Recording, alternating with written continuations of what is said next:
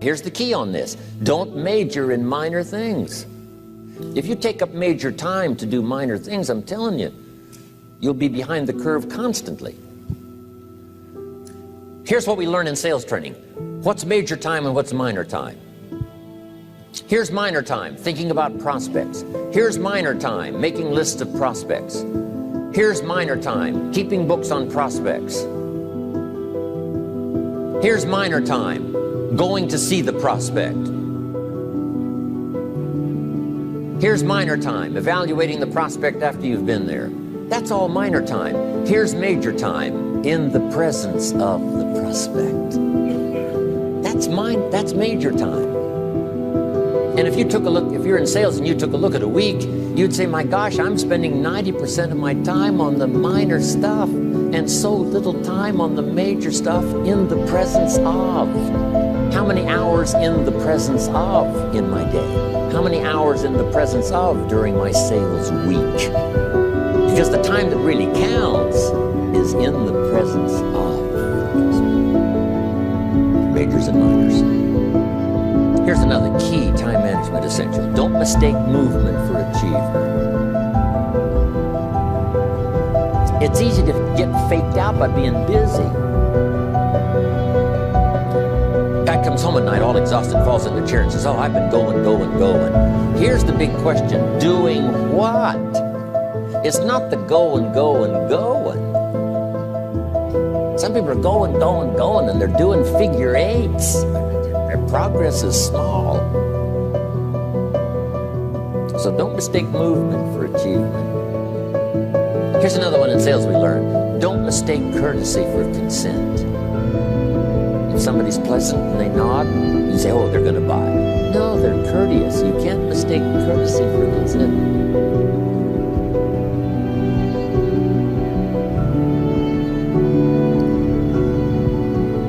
Now here's a big one, concentration. I had to learn this. All those years ago, I'm in the shower trying to compose a letter. Found it turns out to be a strange letter. So here's what I learned to do. Save the work till you get to the office. Save the work till you get to the work. Don't try to get to the office on the way to work. On the way to work, enjoy the way. In the shower, enjoy the shower. Then go to work when you get to work. I found this to be helpful. Concentration. Here's another big one. Learn to say no. I'm telling you, in such a social society we have now, it's so easy to try to be a nice person, saying yes to everything. Find yourself overloaded. Now you got to call and make the, well, gosh, you know, all the time it takes to back out of something that you said yes to too quickly. Here's what might be better. I don't think so, but if that changes, I'll call you. Little things you can use not to overcommit yourself. My friend Ron Reynolds says, don't let your mouth overload your back. It's a good one. Now here's a big one on time management. When you work, when you play, don't mix the two. Don't work at play. I used to take my family to the beach and I would bring my briefcase.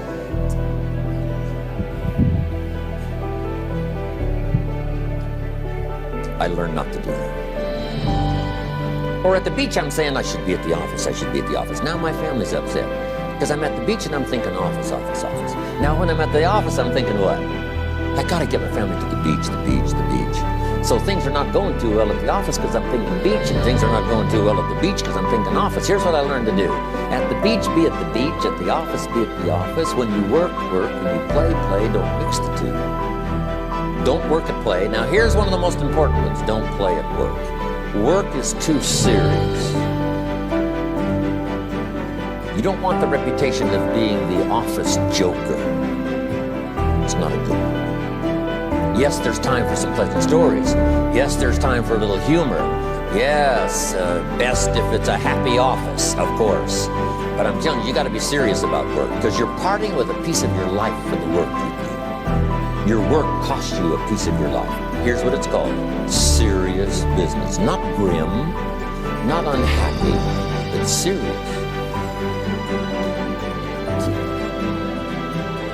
Don't play it. The old expression, I don't think we use it anymore, horse around the office. Play around, play jokes, play tricks. No place, not at the workplace, at the beaches, at the bar, not there. You got to treat work with all due conservative passion, because it's leading you to your future. Here's another key phrase: all work is good. You may not like your job, but if it's the stepping stones to get you to where you want to go, you got to appreciate your job. You don't have to have a passion for your job. Here's the ultimate passion: a passion for incredible success in every department of my life. That's the passion. But don't look down on some menial job you have to do to finally get you to where you want to go. No job is menial. No job is not, no, every job is noble. Training life for making a contribution to society. Next, analyze how you are. And if you have some weaknesses, if you doesn't seem like you can change, here's the key: get it covered. I used to keep promising myself I'd keep the books, keep the books, keep the books. Finally, I gave that up. And back then, it only took me an extra $50, $60 a month for some accountant to keep the books. I said, no, I'm going to save the $50. You can't believe what I started losing in productivity because I tried to save the $50. So the key is, a lot of the time you can stay like you are, but just make sure you get it covered. Okay. Next, beware of the telephone and all other systems of communication, especially the telephone at home and systems of communication at home. And here's one of the best lines I've got for you for the weekend: let all communication systems serve you, but don't let them intrude. When it comes time to have dinner with your family, you shut off all systems, unless the ones that can take messages silently. Don't let the phone ring. Don't let anybody intrude, come through the front door nor the back door, nor through the telephone or any other device. So you can't reach John and his family when he's having dinner. The President of the United States couldn't get through. If you develop that kind of a reputation, father, mother, when we have dinner, when we're visiting and have this time with our family, nothing intrudes. So don't let these clever little devices keep intruding. You've got to have a place that's sacrosanct, that's valuable. You don't let anything in for that period of time. Okay. Isn't that good advice? Excellent advice. Here's the next one. Read all the books. You know, I've only got a few notes here on time management. But if you've got some particular challenges, you run a big organization, a big corporation, you've got some challenges, there's plenty of books. Now, here's what's next. Just be more alert to the things that might be stealing your time. Here's why. Time is like capital. You can't let someone steal your seed corn. You can't let someone steal your capital. And you can't let someone steal your time. You must designate your time, and some of the time that you designate, you must not let anyone steal. Casual time, you might let someone intrude and steal a little bit, take a little bit, but not serious time.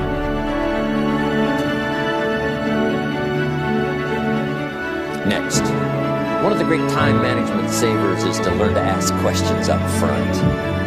Sometimes you talk to somebody for an hour, and then you ask questions and find out if you would have asked those questions up front, you could have saved yourself an hour. Asking questions up front helps you to get to the problem now. But if you just launch into some discourse, you might waste 30 minutes, waste an hour, when here's what you should have been talking about. After you finished an hour, you say, John, what's really the problem? He said, well, it's something personal. See, that's what you should have been talking about this whole hour. Key. Next, learn to think on paper.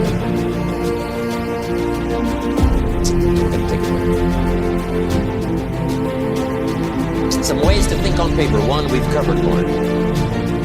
Solving problems. Take it out of your head and put it on paper. And Another one is setting goals. Making these lists before you start. Here's another good way to think on paper. It's a projects book. Each person you're working with and each project you're working on, get a loose leaf binder and a tab and some pieces of paper behind the tab, and do a little continual summary of how it's going between you and that person and between you and that project. I call it a project book. It is so useful. What's going on between you and this person? When you last got together, what did you talk about? You got a few notes of this, what we talked about the last time we got together. Now when you get together again, you can review that so you know better what to talk about. The president is ready to travel, and he meets with important people. Guess what they bring? All these briefing books. The last time we were with Khrushchev, he was informed. Here's what he said, here's what you said, here's what you said. If the person is important, it's worth a little running. You might even have a projects book for your children. Here's what's happening between me and my child. We've talked about this, and we've talked about this, and we've talked about this. Next, a daytime. Keeping track of all of your appointments. You know, mine is all filled with, when to catch an airplane, and when to do a seminar, and when to sit down and have a conference, all the rest. Next is a game plan. If you've got a house and the, insurance is going to come due and some other things are going to come due, you just put it on a spreadsheet and make sure it's taken care of. Key phrase, take things out of your head and put them on paper. And the key is to just experiment with different ways that helps you to do that. Now here's the last one, thinking on paper, and that's to keep a journal. One of the things I'm known for around the world, have been now for 39, 40 years, is keeping a journal. Now my journal is not it's not necessarily it's not like a diary. It might be part diary. I'm flying over Ireland and write down a few little things that impress me. Today I met this person. What an extraordinary event. Today I conducted this seminar in Rome. 1,000 people stood up and sang for me. I've got a little bit of a diary in there. But here's what primarily your journal is for. Collecting good ideas. A journal is to collect good ideas on your health, good ideas for your business, good ideas for your future, good ideas for time management. Because I used to take notes on pieces of paper and torn off corners and backs of old envelopes and restaurant placemats. And I threw all this stuff in a drawer. It did not serve me well. I finally learned to get a bound copy, right? And just keep a journal. Right? If I was here, I had my journal, I'd be taking notes. Right? These 2 days in my journal. Now, if you're caught without your journal, you just take the notes when you get back home. You've put those notes in your journal, throw the paper away. Because we don't usually go through paper to review. But see, my journals now make up a significant part of my own library. My journals all reserved privately for my children and my grandchildren. Can you imagine what I've collected of them? It's unbelievable. There are 3 treasures to leave behind. I think you've already got those notes right. Here they are. Number 1, your pictures. Don't leave the event unrecorded. It takes only a fraction of a second to say, here's who I was with. When I travel the world, we take all these pictures. And here's one of the gifts. People send me the pictures they took of me and them. It's part of the treasures I have on the farm. Incredible. A picture's worth 1,000 words to describe the scene, the emotion, what happened. Say, wow, this was an extraordinary day for me when I met these people. Here's what they told me happened to them when they went to my seminar 10 years ago. Wow, the drama comes back if you've taken the pictures. It's one of the treasures to leave behind when you go. Remember the old photographs that we have now of, 100 years ago, 70, 80 years ago, just a few photographs? What would it be like if you had thousands of photographs of the past, of your history, your mother, your father, grandparents? So change all of that now for your children. Leave all your photographs as a record. Here's what's next to leave behind, and that's your library. The books that changed your life, the books that changed your health, the books that rescued you from oblivion, the books that you passed on to other people, they were so exciting for you, the books that made you financially independent, the books that developed your leadership, the books that gave you wisdom to ponder when things were tough, the books that got you through the winter, the books that helped you to plant in the spring and harvest in the fall. What a treasure to leave behind. If you do that, here's what's for sure. Your books will be more valuable than your furniture.